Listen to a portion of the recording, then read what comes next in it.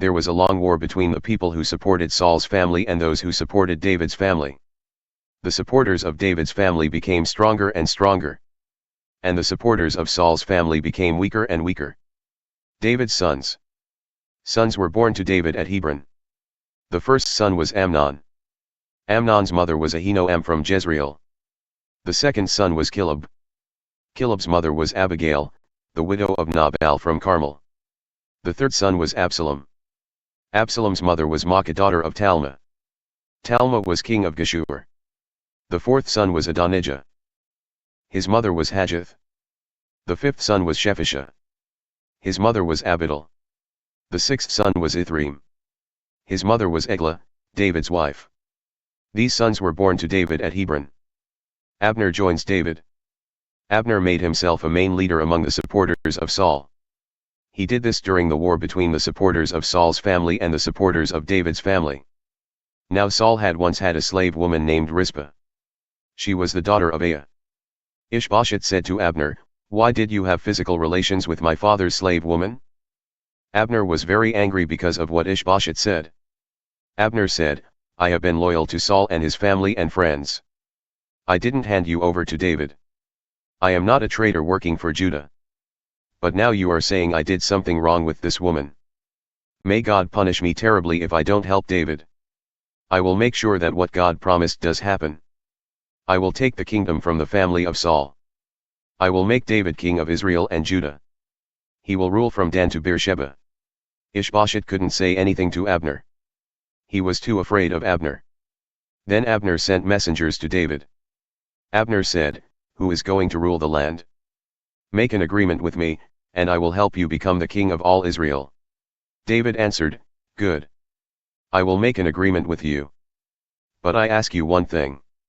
I will not meet with you unless you bring Saul's daughter Michal to me." Then David sent messengers to Saul's son Ish-Bosheth. David said, "Give me my wife Michal. She was promised to me. I killed 100 Philistines to get her." So Ish-Bosheth sent men to take Michal from her husband. He was Paltiel son of Laish. Michal's husband went with her, crying as he followed her to Bahurim. But Abner said to Paltiel, "Go back home." So he went home. Abner sent a message to the elders of Israel. He said, "You have been wanting to make David your king. Now do it. The Lord has spoken about David. The Lord said, I will save my people the Israelites. I will save them from the Philistines and all their enemies. I will do this through my servant David."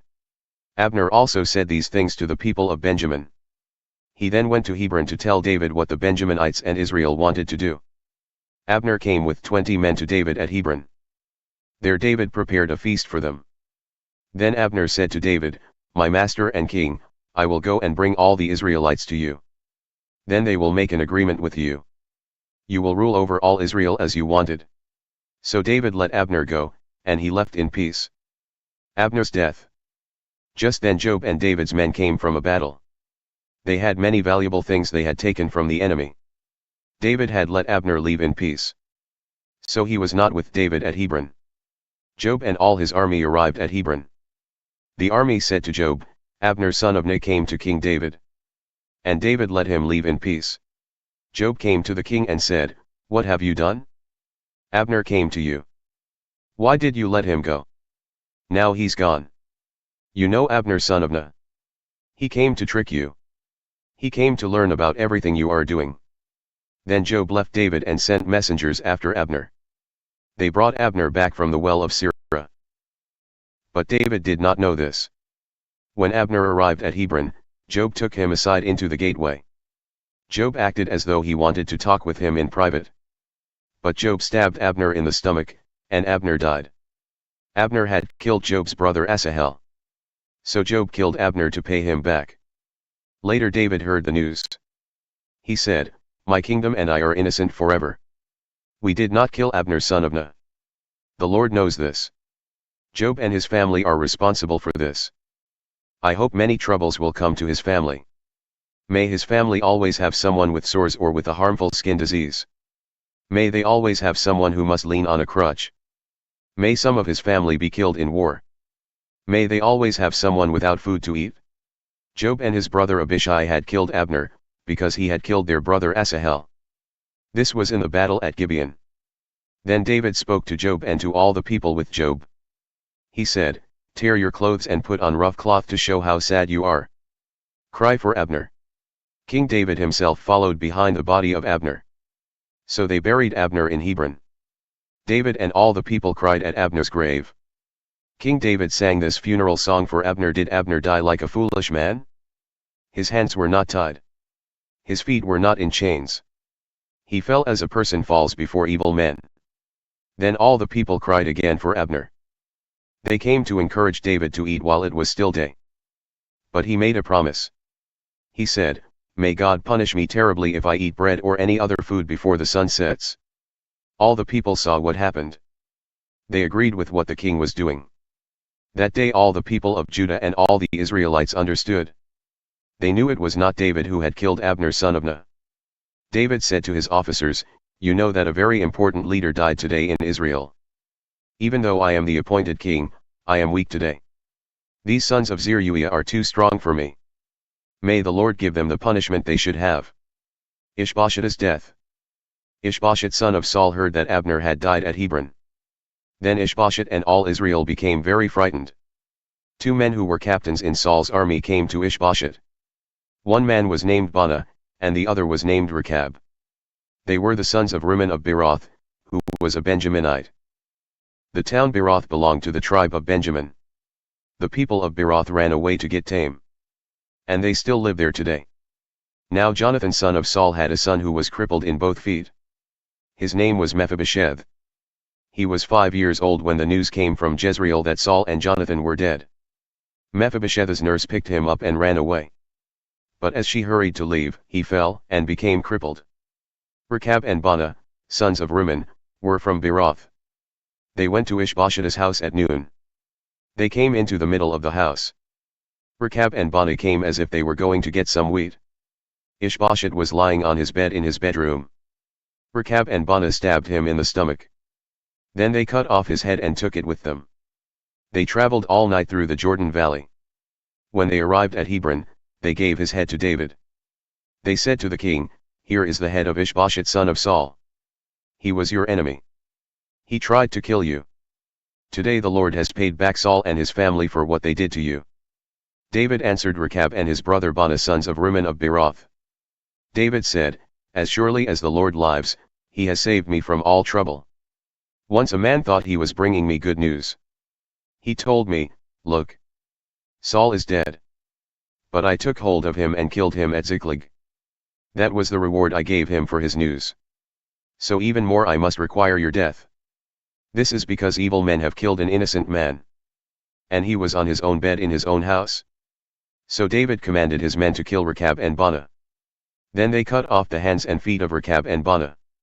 They hung their hands and feet over the pool of Hebron. Then they took Ish-Bosheth's head and buried it in Abner's tomb at Hebron. David is made king of Israel. Then all the tribes of Israel came to David at Hebron. They said to him, "Look, we are your own family. In the past Saul was king over us. But you were the one leading us in battle for Israel. The Lord said to you, 'You will be like a shepherd for my people, the Israelites. You will become their ruler.'" All the elders of Israel came to King David at Hebron. Then he made an agreement with them in Hebron in front of the Lord. Then they poured oil on David to make him king over Israel. David was 30 years old when he became king. He ruled 40 years. He was king over Judah in Hebron for 7 years and 6 months. And he was king over all Israel and Judah in Jerusalem for 33 years. The king and his men went to Jerusalem to attack the Jebusites who lived there. The Jebusites said to David, "You can't come into our city. Even our people who are blind and crippled can stop you." They said this because they thought David could not enter their city. But David did take the city of Jerusalem with its strong walls. It became the city of David. That day David said to his men, "To defeat the Jebusites you must go through the water tunnel. Then you can reach those crippled and blind enemies." This is why people say, "The blind and the crippled cannot enter the palace." So David lived in the city with its strong walls. He called it the city of David. David built more buildings around it. He began where the land was filled in on the east side of the city. He also built more buildings inside the city. He became stronger and stronger, because the Lord of heaven's armies was with him. Hiram king of the city of Tyre sent messengers to David. He also sent cedar logs, carpenters and men to cut stone. They built a palace for David. Then David knew the Lord really had made him king of Israel. And he knew the Lord had made his kingdom very important. This was because the Lord loved his people, the Israelites. In Jerusalem David took for himself more slave women and wives. This was after he moved there from Hebron. More sons and daughters were born to David. These are the names of the sons born to David in Jerusalem: Shammua, Shobab, Nathan, Solomon, Ibhar, Elishua, Nepheg, Japhiah, Elishama, Eliada and Elipheled. David defeats the Philistines. Now the Philistines heard that David had been made king over Israel. So all the Philistines went to look for him. But when David heard the news, he went down to a safe place. So the Philistines came and camped in the valley of Rephaim. David asked the Lord, "Should I attack the Philistines? Will you help me defeat them?" The Lord said to David, "Go. I will certainly help you defeat them." So David went to Baal Perazim and defeated the Philistines there. David said, "Like a flood of water, the Lord has broken through my enemies." So David named the place Baal Perazim. The Philistines left their idols behind at Baal Perazim.